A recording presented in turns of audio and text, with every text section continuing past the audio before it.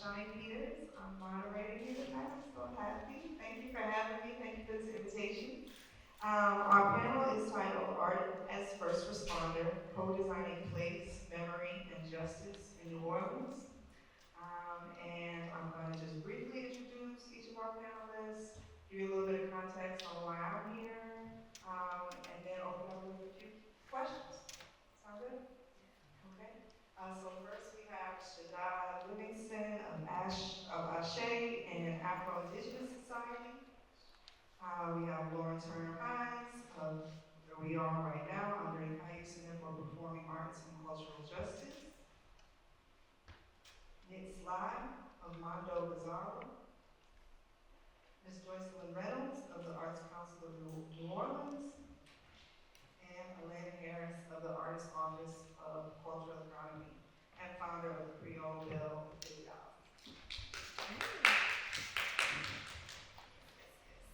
So again, my name is Shani Peters.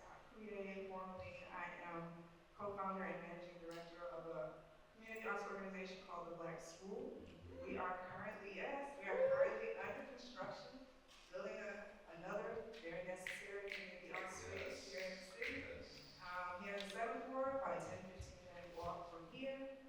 Really the ethos of our work is as artists, as visual artists, how do we exercise the power that we have to create what it is that our communities need, right, in collaboration with community. So to me, that feels like very in line, synonymous with this art as first responder. Like, how does art respond to crisis? How does art respond to need, right? So that's really the place I'm coming from, and that's where I thought of a few questions to get our conversation going. And I thought it would be nice in this time, in this 2025 we are experiencing, and also in grounding the conversation that we're going to have here tonight, to ask each of you to name for us a memory you have from here in this city, either from your own life, your own experience, you were a part of it, you were a witness to it, or maybe it's something that happened before you were born that your people told you about that happened here in this city, where art met meaning, where people's creativity met a need, responded to a need, resolved a need, helped move through a need.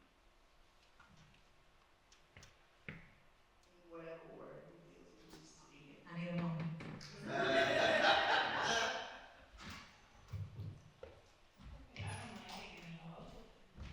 I'll give a recent, our response in my role as Deputy Director of Arts and Culture in the Mayor's Office of Culture Economy, when we had to stay well during COVID. We had to come up with a way to keep the culture alive. That was the mandate of the mayor. And she made us first responders during that time. So our office never shut down.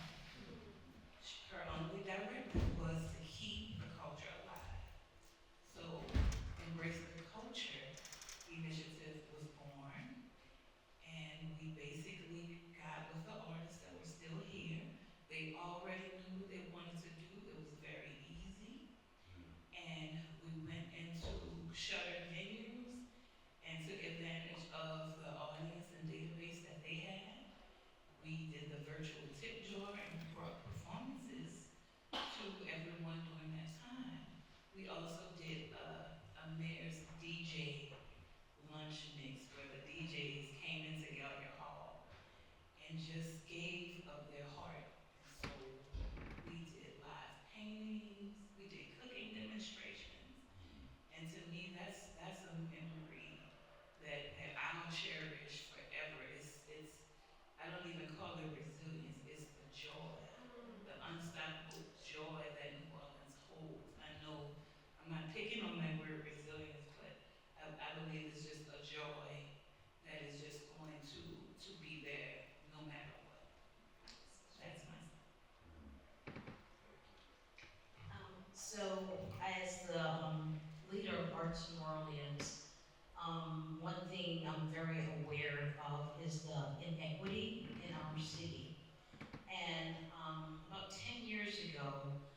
New Orleans, it's always been about access and developing policy for programs that impact the citizens of New Orleans. We manage the city's re-grant program, providing operating support to the community. We do grants from the state.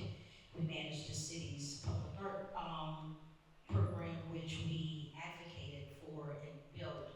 But about 10 years ago, we was a part of a conversation, and we saw a need to create a new type of art education program called Young Artist Movement, where we train young artists. It's a workforce development program where we pair young people with professional artists to create community projects.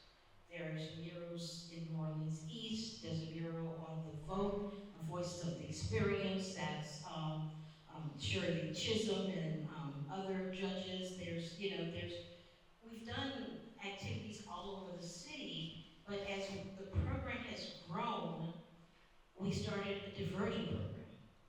Now we've done 6 large-scale murals inside the Juvenile Justice Intervention Center, which is the city's locked facility.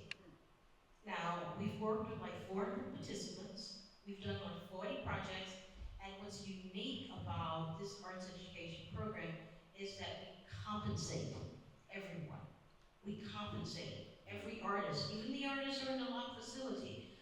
We just did like gift cards to them, and I signed a bunch of checks because it was going to their families. Because each artist had the opportunity, if they, and some of them earned $1,500, and they had the opportunity to say what percentage they were keeping and what was going to their families. And I can tell you, most of them kept 10% because what I found is in that facility, and when I go there, it is you're joyful because you're seeing a mural unveiling and they have their families there. But at the end of the program, they're going back into the facility. So that is something that I've seen a need for, and that we have grown. And a lot of people, because this is our 50th-year anniversary. So, yeah. So, a lot of people don't know about that program, but to me, it's one of the most impactful programs. And working with a major funder, we just unveiled a huge mural in front of Paris Prison, and it's about resilience. It's about how our community, and you heard of the pipelines from school to prisons, especially for Louisiana, how it's affecting all of us. All of us know somebody who has been impacted by violence, but it's all about not having access. So, us providing access to our children, paying them, teaching them, loving them. We have a social worker on staff. We work with whole village art therapists because it's a whole program developing our youth. So, sorry. Thank you so much. That's great.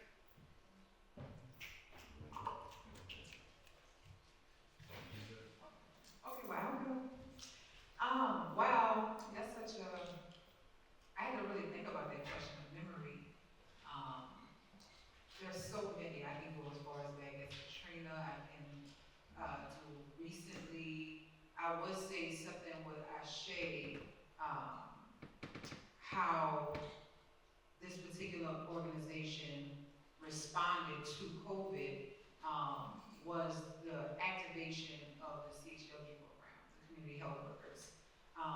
And from that program, it was a lot came about. So it's this desire, and not only desire, but a duty, rather, to resolve this life expectancy gap between white New Orleanians and black New Orleanians. And the research showed that there is a 30-year life expectancy gap, and you really saw that during COVID. So it was like, how do we as an organization resolve that? Not only just advocate for, but resolve it. I don't know. We still have to come up with a solution. I don't know. That's something that's not an overnight thing.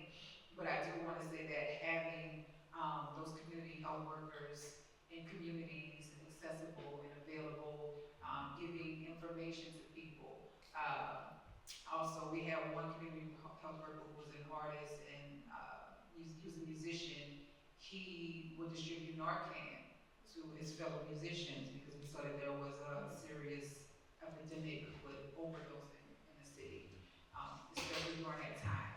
So I think now is getting ourselves out of COVID culture has been something that I've seen a lot of organizations, including Ashé, kind of struggle with and try to maneuver out of. But that's what I would say. Something that not Andre Cailloux, but No Drink Deferred did during COVID, but in response to the murder of Breonna Taylor. I remember feeling especially isolated during that time and so overwhelmed emotionally by the murder of so many black people, but the murder of Breonna Taylor was just really hard. And I remember, without even really thinking about it, in my muscle memory, just reaching out to other black women who, of course, in my community happen to be artists, and thinking about the collective experience of that murder.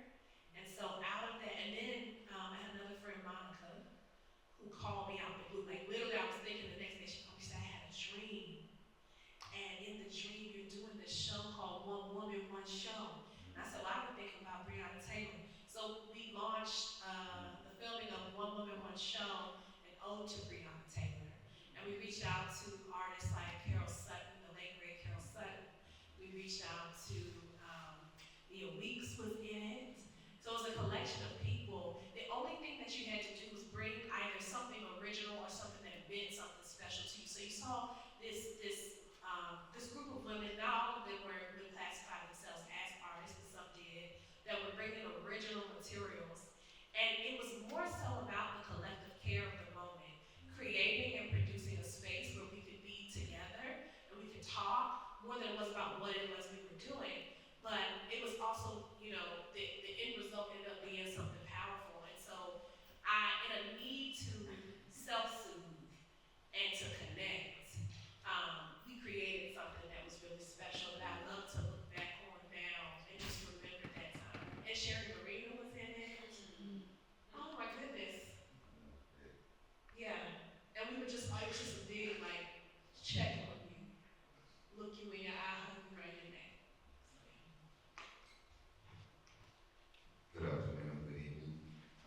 I remember Carol Mabel's, all of our peers, friend and teacher, took me to the Ashé Cultural Arts Center maybe in October, early after Katrina, and she brought me and my collaborator Bruce in, and the stage was full of cleaning supplies. And she was like, "This is the show."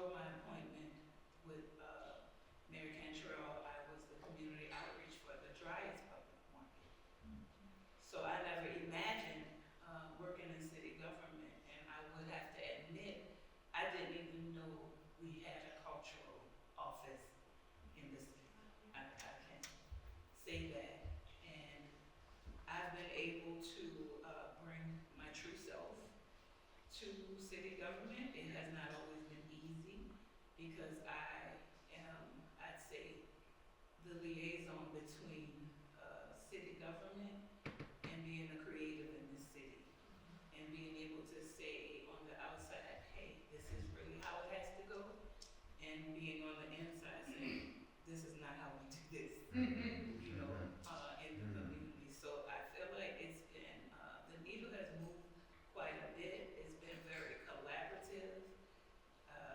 It's been, I'm amazed by the amount of support that our office gets in the community, the collaborations, all of you all, everyone here. And in my role, I've been able to just have that voice.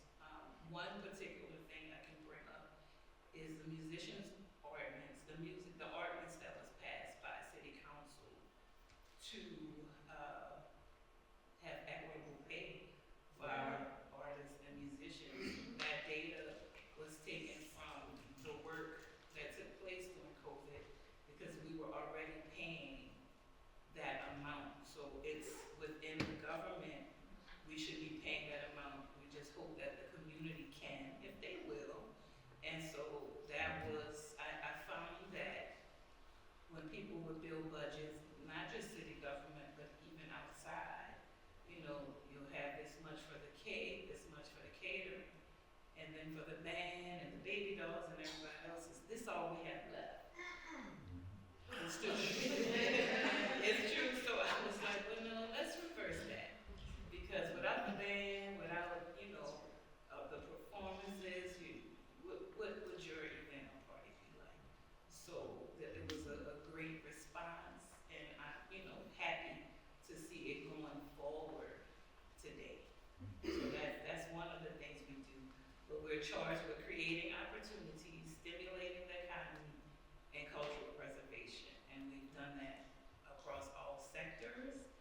And if you have your phones with you, you can go to NOLA.gov and go right to the Office of Cultural Economy. We've recently published a cultural report, and it's there for everyone to see and view, and I'm always available if you need me.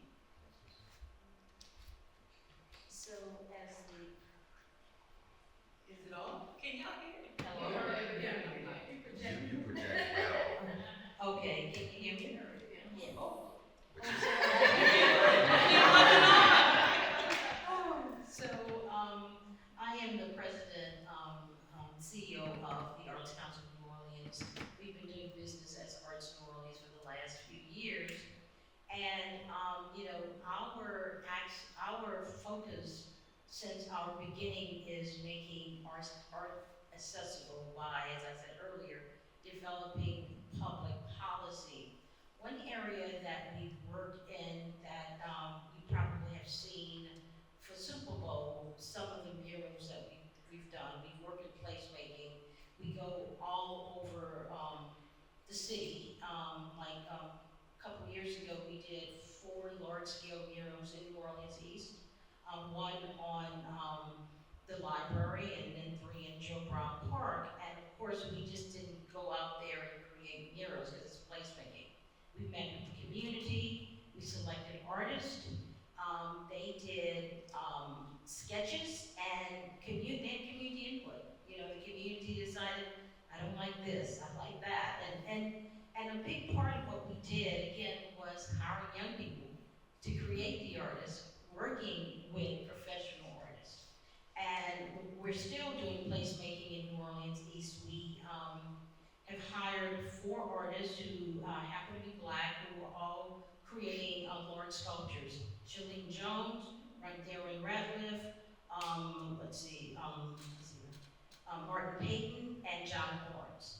And 2 of the sculptures are already created. We're just waiting for installation, even though we are the officially designated arts community, arts agency for the city. Sometimes there's processes, and you know, some of the places we wanted to install the sculptures, they're like doing work, so that's a whole other process. But you know, we now one thing that is going to impact us with the new administration is, we would get money from the National Endowment for the Arts to do our regular programs, like LunaFest. That's our 10-year-old light art festival. And now we can only apply for LunaFest. We used to be able to apply for placemaking grants, and we would have like 3 placemaking grants. We have a current placemaking grant working along Aretha Castro Haley Boulevard, where we were located before COVID. And we're still working with that community. We still have those dollars, and we take City of New Orleans percent for our dollars, public art dollars, to make the project larger. Now we can apply for 1 grant. That's one of the new, administration decisions. And I sit here and I think we're all like very uneasy because we don't know if the NEA is going to National Endowment for the Arts is going to be there next week because everything is just changing rapidly and making decisions that's impacting all communities, major cities and rural communities. For Medicaid, 33% of people in Louisiana are currently on Medicaid. If they cut Medicaid, they're cutting, it's this ripple effect. Then people will, all of a sudden, they're going to the charity hospital and they're overrun. So, I don't understand some of the decisions being made. I know how I voted.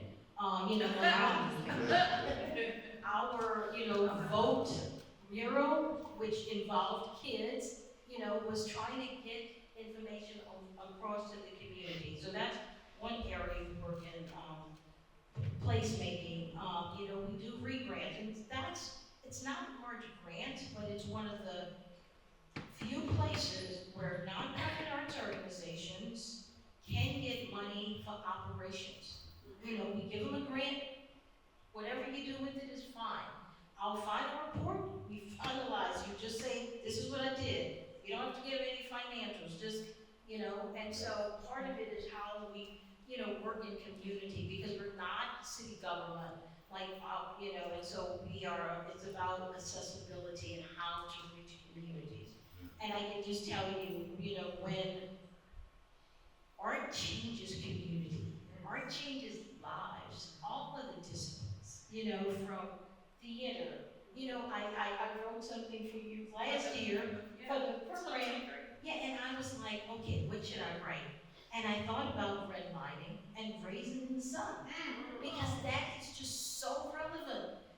Our New Orleans still hasn't changed. Our communities are more separated except for the arts. In the arts, we're together. We love people. We love each other. But in other communities, it's really isolation. So, I remember talking to a friend who happened to be white, and I was talking about redlining. And she looked at me, and she's a Republican. She's like, what? She's like, girl, that never happened. Because she was not educated. Because she came from an upper class community and her work was different. So she wasn't thinking about the larger community. So, Arts New Orleans, I can tell you, under my leadership, there's been talks, and I heard this and I laughed. And someone said, well, you have to be a black artist to get a commission from Arts New Orleans. That is not the case. However, Arts New Orleans we don't make the selection, but our panels, made up of a diverse range of people, they've selected probably 90% black artists. And it's not because I'm the leader, it's because of the quality of the art. So I can go on and on. It's a pleasure being here tonight. Visit our website, artsneworleans.org. We are doing so much for the community. One thing I want to do is shout out for some of the murals that were unveiled for Super Bowl. One is on the courthouse, which is on the corner of Loyola and Poitras. That's Carl Joe Williams. The Hill Garage, that's B. Mike. And then the Food Truck Plaza, which is when I spoke about that at the unveiling, I said, this is a cultural destination.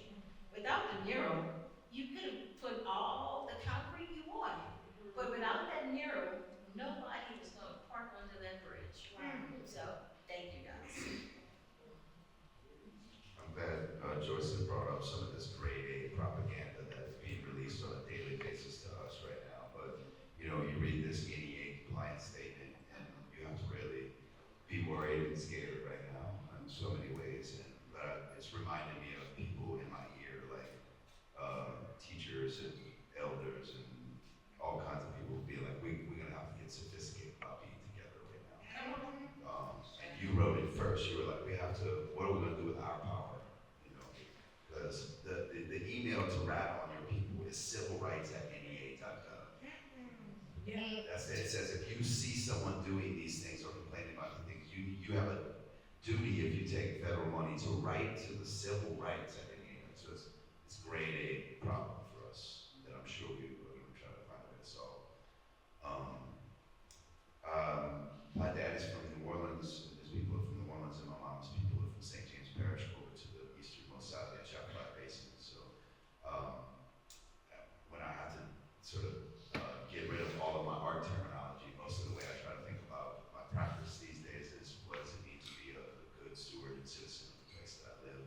How do I exist in community in the same way that I try to exist with my family and my friends?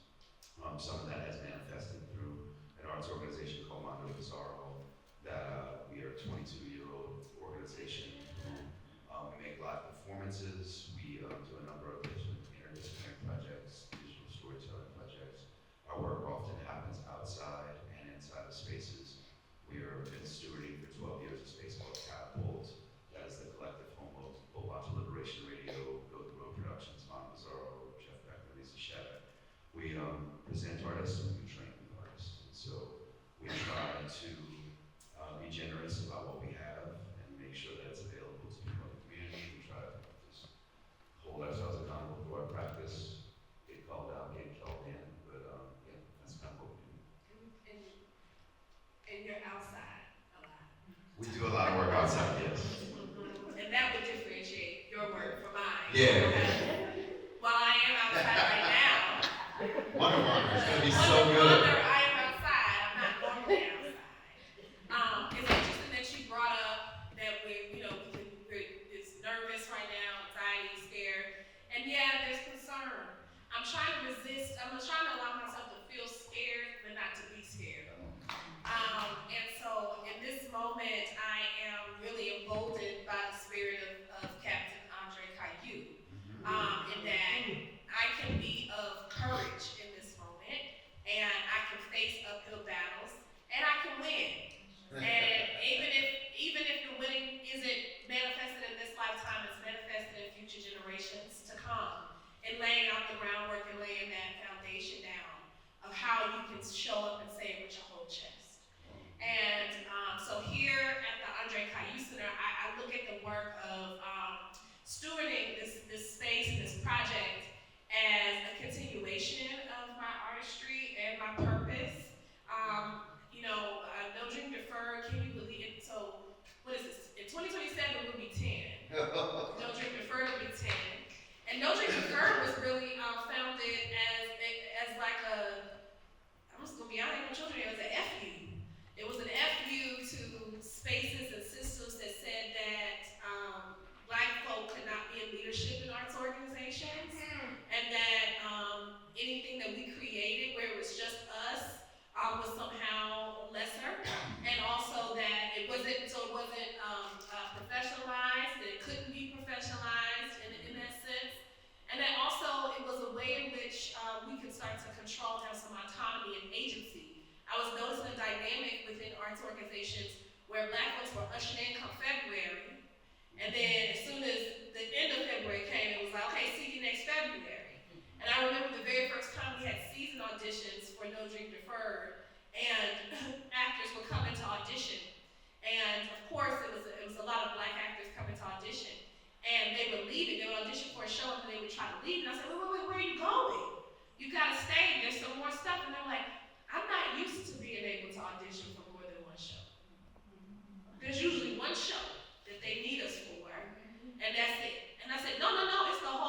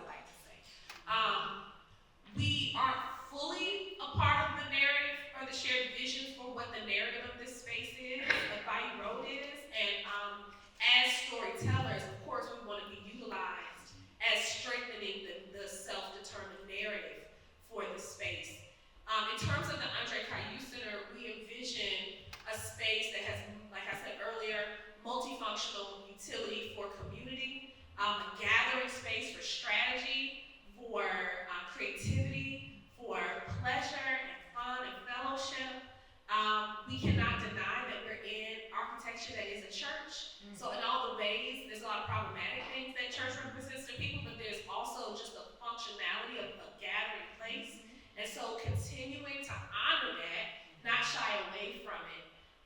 Not too long ago during Super Bowl, I was giving a tour to some Chase bankers, and I was telling the story. And I always say, because people ask, it was deconsecrated in 2017, and a sister stopped me and she said, "Why are you saying that?" And I said, "What?" She said, "Why are you saying it was deconsecrated in 2017?" I said, "Because people say it's this new church, I have to explain."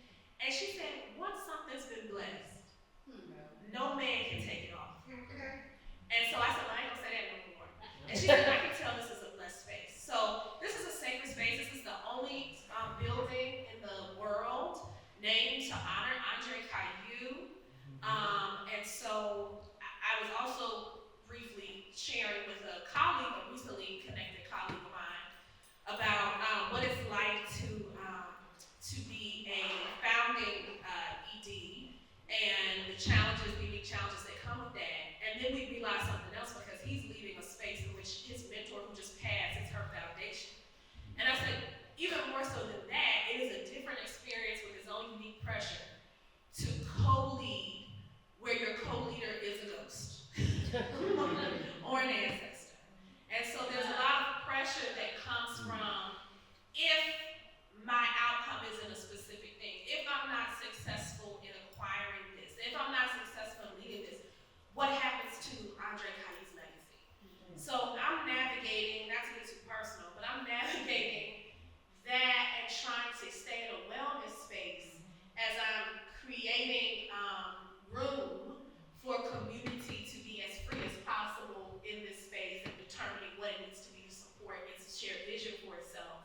But also just keeping in mind that, there's a lot on the line and there's a lot of policy when you talk about the NEA, those guidelines, those keywords that are triggering rejection. I mean, I saw the list, it said women, Black, historic. I don't even know how to describe the André Cailloux Center without using those words. That's right. So and that's purposeful, right? That's purposeful. So there's a lot that we're up against in this moment, but I ain't never scared. I'll be like André Cailloux, and I'm gonna be courageous. And I think that's what this work has to offer as a model, more so than anything else, is that we can refuse and we can stand up and resist and fight. So, Thank you. Wow. Thank all of you. Speaking of the political climate that we're in, I'm up here representing two organizations that is somewhat affected by it. I want to say, first of all, thank you to the funders. Thank you, Alana. yeah. For approving those Juneteenth festival grants. Yeah. And thank you, Ms. Joycelyn, for your contribution towards Ashé. Arts New Orleans dropped $75,000 on the mural that we had 5 artists do with the RTA called Reynolds, and we'll be unveiling it during my hour. Please go check it out. It is powerful. Ayo Scott, Marcus Alana, Ojo Alana, Jessica Strahan, and Yellow are the 5 artists. Thank you so much, Arts New Orleans, for that. Man, speaking of the climate and the verbiage and everything, so I'll start with the Afro-Indigenous Society and where we are with that. So the primary event that I do with that is the Juneteenth Festival in Congo Square, as well as the Chakra Music Festival. And yes, I've gotten so many questions about the language for Juneteenth. Are you still going to be? Look, it's a patriotic jubilee for the honoring of our forefathers. You don't have to say ancestors, however you want to say it, whatever. It's all of that. It's all of that. But yeah, so it's still going to happen. I'm still going to do what I want to do. I'm Shaddai. But also that event has to happen because it was not my idea. That event, I was voluntold to do something for Juneteenth because of my father being a late great coach of Livingston. Now you have to, follow in his footsteps. So that was Mama by the Ring of Rolling who told me I had to do something for Juneteenth. So that's how that came about. So yes, it's gonna still happen regardless. I don't care what policy is in. I am thoroughly prepared to break whatever rule, whatever.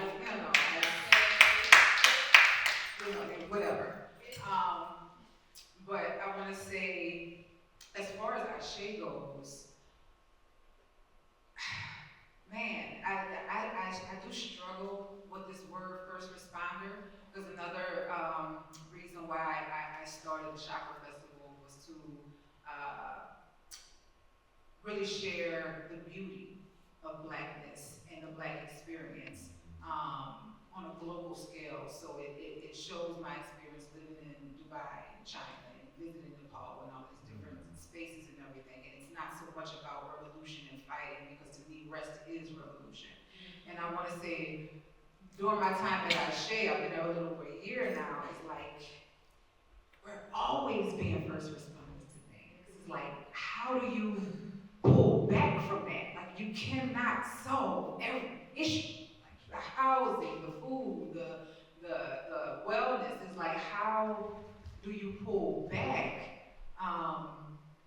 and resist the urge to respond to every single problem and every single attack that's thrown at your community, even though you really want to.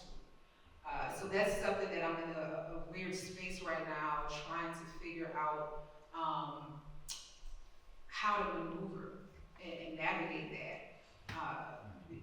Because I do feel a duty to my community, but one, I feel one first to myself.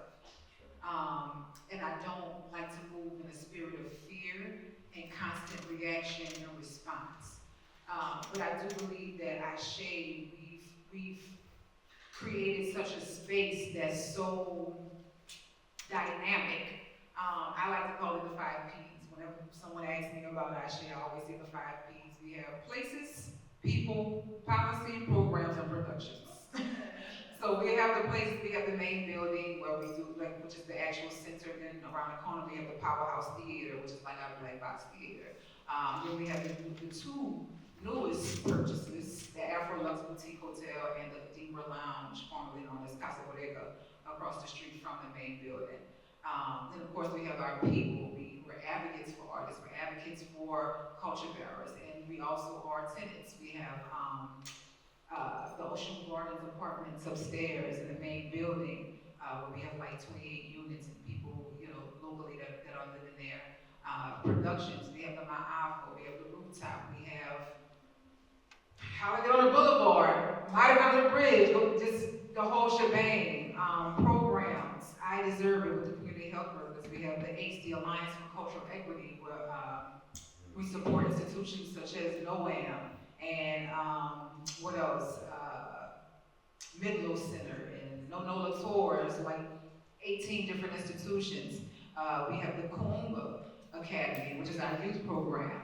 And then finally, we're now entering this world of policy. This our CEO, Slie, is just so, she's like this little bitty woman with this imagination, this vision that just stretches. So yeah, so we have the Building Community Power Policy, the Afro-Carnival policy, the policy that we're trying to work with through the Alliance for Cultural Equity. I don't know if you're aware, but NOAAM has their own line item in the city budget. So now it's like, how do we get minority museums and institutions? How do we get Backstreet Cultural Arts Museum in a line item in the city's budget? And what's the policy needed to do that? So that's kind of like the space that we're in right now. We're in a space of let's fix everything. And I'm like, let's fix ourselves. But yeah, no, it's really a beautiful space to be in, because it does allow a certain amount of liberation and freedom and movement when things don't work. The struggle is being so heavily reliant on grants and federal grants. Like, how do we become self-sustaining? If we're the lifeline, if we're the people that are the first responders, what happens when the first responders die? If you can't swim, what happens when the person, the lifeguard is, he drowns? We're all passed out at that point. So that's where we are. We're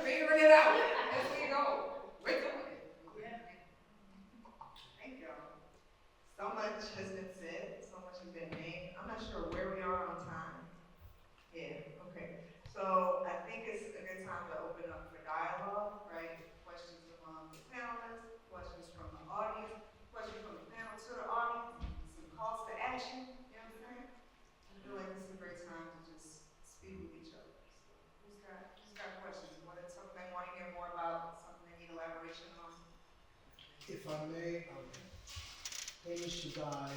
This is Jose Torres Tama. I've been involved gratefully with Mama Carol Bell and Fred, Doug Red, and and Mama Carol and I'm in the book that she's putting together the stories, Katrina, 20 stories of light, and I'm grateful to have been involved with Ashé for 21 years now. They have become my home away from home, really, and I developed a project with John O'Neill, bringing the Black and Brown community together to assess the parallel struggles. Because as we know, so my teen boys, now they performed at Ashé with me when we did the taco truck theater. My teen boys woke up on the November 8th, I think, after the election, right, top of the morning. And I had been staying up all night, and, finally saw the graphic challenge. And when they woke up, because we had been following, we were looking at Kamala and what she was doing. And I'm an immigrant, so there were times when I couldn't vote. Now I can vote, so I make sure I vote. So they got up in the morning and was shocked. I said, baby, this country has hated my brown immigrant skin since I got here. But your grandmother, my mom, we still went through, we lived our dream as much as we could. So I like to do a lot of projects around Black and Brown coalition building. I spoke to a Slie recently because she was telling me that Ashé acquired the old Casa Borrega. So with everything that Ashé does, I gotta tell you, I'm so deeply grateful that I've had a home with Carol and now with Slie at Ashé. And the powerhouse show that we did, I just shared some photographs with Sea Freedom. I don't know if you saw the U.S. Amnesia when we went out to the day, but I brought John Grimsley and we had some grants, so I just want to say thank you to you and to Ashé. Thank you, Jose, for all that you do.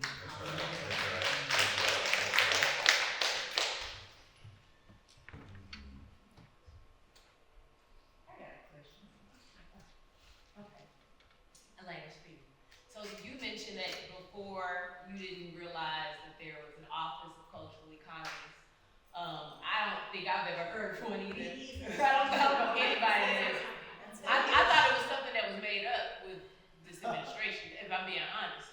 And as we know, people are now putting out their bid for mayor. We know that we're gonna have a new mayor in October. So with this Office of Cultural Economy, is there a plan in place to make it sustainable throughout the for years to come?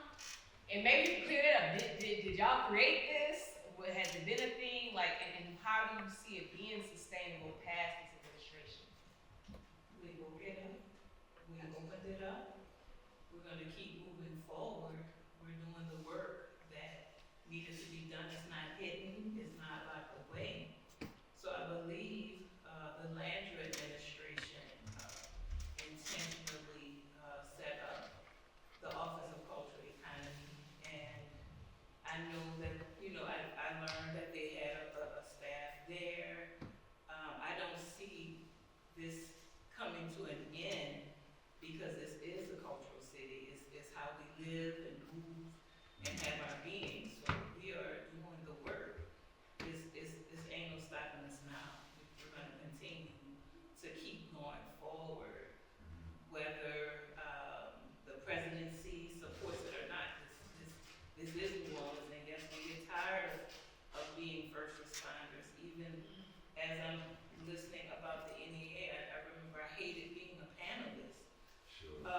But I had to stay forward on that mission because some of the people were lowballing Black and Brown creatives. Yes. So I found myself always getting, into jams with these people, and I was like, this is why I'm doing something that I really don't like. But as it relates to the Office of Cultural Economy, I just see it as, whoever steps into the leadership position of this city, they're going to support it and uplift it, and it's going to continue to go forward. That's right. If that answers your question. We saw one more. Yeah, I was gonna ask, what are some ways that we can basically write strong proposals to you all's offices, or even to the theaters, or in Ashé, and do you offer informationals or anything like that, or what are some ways to write strong? The Office of Culture Economy, we have a forum that will be coming up in May. We'll provide a date, but if you sign up for our newsletter, Cultural News You Can Use, you can find out more information. For us, we're not trying to tell you to make a fancy proposal. It's cultural, it's in the sectors of culture there is, and at this point, it looks like everybody is having to go for the same pools of money. So you partner, you become collaborative, but I would not discourage anyone from submitting a creative opportunity, a creative proposal. We just figure things out as we go. And Arts New Orleans, we have some project grants for individuals, but it is extremely competitive. We're funding probably 20% of what we get in. And the grants, they're really small grants. The average is maybe $5,000. They range, because the state-based is, they make up the numbers, and so they're like 2,500. I was like, 2,500 is not even worth the paperwork, but they're 2,500 to 7,500. Average grant is about 5,000. But if you have an innovative project or just a project that's impacting the community, the deadline's going to be in the summer. So just sign up for Arts New Orleans newsletter. Just say one. Having always read so many grant applications, the most frustrating thing is to watch somebody not write from their heart about what they're doing. So that's one thing I think is, if you've got a lot of passion for what you're doing, express it, and then get with your friends who can logisticize it with you. But don't start from the logistics and the reasons. Start from the heart. Start from the passion, because when you're on a grant panel, you read this the same over and over, and it really stands out when somebody speaks from their passion and their spirit.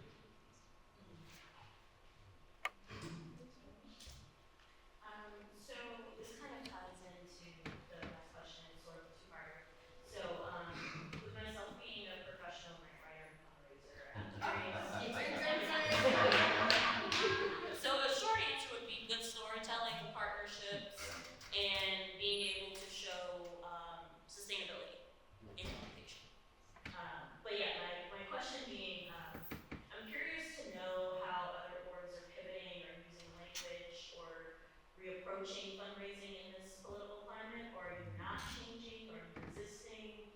And part two of that is, how do you hope to see not resilience but resistance in this new administration and moving forward rather than falling back? So this is actually something that's right at the core of what we're exploring right now. And I know this methodology and framework is also very much in alignment with the way that the Black school is moving. But Of course, it's for y'all. oh, okay. But I will say this is that here at the André Cailloux Center, we're in a unique position because we have so many earned revenue streams that are available to us here, and so we're really digging into that as our path towards sustainability and to become less dependent on grant funding. Yes. And so if we can build those revenue fund streams to where they could be, we wouldn't need to ask anybody for anything. And then the other thing is, I'm a firm believer that we are in the second race of the year. So the first one was Reconstruction through, Jim Crow, and we saw the worst violence towards Black people that was codified into law. And right now, we're in that second version of that. But it seems like a lot of doom and gloom. But during the first one, you saw the strengthening of our institutions, our communities, and our businesses.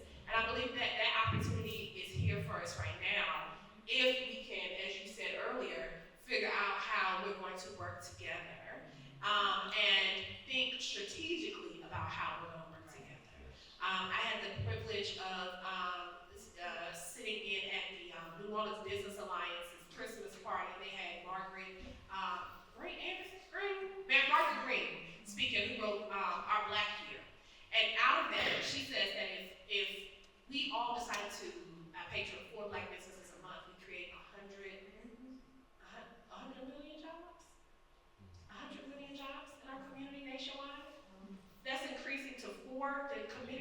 4 Black businesses a year. And I feel like that these frameworks can extend to arts and culture. I feel like there are ways in which we can be thinking about how we're interconnected and interdependent. I have had the pleasure of being in great working relationship with everybody on this stage and being able to, if not get a direct resource, but to get advice or support or lend something, a space, a something, there's been some sort of exchange that has strengthened the work. And I think that that can be just as valuable as funding. I'm a strong believer that if, especially if we put a little data research to this, there is something to be said that this might even be more impactful, this type of exchange, than investment funding. And so we're thinking really deeply about how do we become, um, how do we become independent from grant funding as an ultimate weakness? Because at any moment, these people can decide that they don't see us, they don't want us, they don't want to fund it, and it's over. They're now trying to revoke the leases from the Black museums. They're kicking the museums out. And so, so how do we create places that we can safeguard and preserve? Preservation is key here. The elders, I take all my cues from my elders. I'm an elder worshiper, maybe a little bit. But, when this first started, they were like, we've been here before. This ain't nothing. About 3 weeks ago, I feel like I've noticed that they're like, look, we can't lose nothing else, y'all. All of the generational wealth that has been lost in Al Stigma, all of the spaces that are sitting at the precipice of cultural displacement iteration. We cannot lose anything else. We have to fight to preserve all that we have. And it's going to take us getting over ourselves and working together no matter what. You don't have to like everybody you're in coalition, right? Right. So, that's all. I would definitely piggyback on that and say working together also, like you said, does not mean that we're all the same, we're all doing the same thing. That's right. We know that Black people are not a monolith. We know that we're very different. We've always known this. It wasn't until the white race found us where they decided that we all the same. We already knew we were different. But I think now is more of a time where we figure out how to, one, embrace those differences among Black people, among ourselves, and our allies, but also still tap into what our own niche is. And that's how we become sustainable. Again, we're just very out-organized. And I think that's where we have to get into a state of organization. And sometimes when you're in the art world, you're very right-brained. Like me, I think I have a good balance, but I can be more right-brained than left. So we have that free flow thinking alternative community. But we have to have those people who are like Nick said, that know the logistics, that know the verbiage and everything, but still speak the truth. And I think that's how we start to wean ourselves off the tea. And I'm still saying Black. I'm never gonna stop saying Black. So that's the rule. Just count me out, okay? So I'm gonna say Black. When I say Afro-Indigenous. So Arts Toronto, we're going through strategic planning for the next 5 years. We still have DEI in our language. We're not changing our language. Concerning relying on grants, I don't think any entity relies on grants. It's such a small, it's probably 5% of Arts Toronto's budget. And so how, as Lauren is saying, how to build organizations' wealth without relying on grants. Because, even the grants we get from the National Endowment for the Arts, and let me tell you, we're still applying because that money go to artists. Yep. In January, we spent $300,000 on artist fees. We're about paying artists. And a lot of those artists, a number of them were young people. So, where am I going with this? You're never going to be dependent. Oh, where I was going with. So the grants we get from the National Endowment for the Arts, we spend the money and then we're reimbursed. Yeah. So that limits who can apply. Because if you need the money to do the project, you can't do it. And that's what I've learned. Like, we have a partnership with the city. We just got a grant to expand our diversion program. And they're like, spend the money, and then we'll pay you back. And it's city, right? And so city's a little slow in giving you your money. So,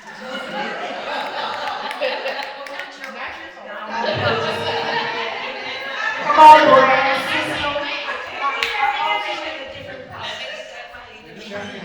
So that's the other thing about getting a grant. Because a lot of times you have to do the activity and it's a reimbursement.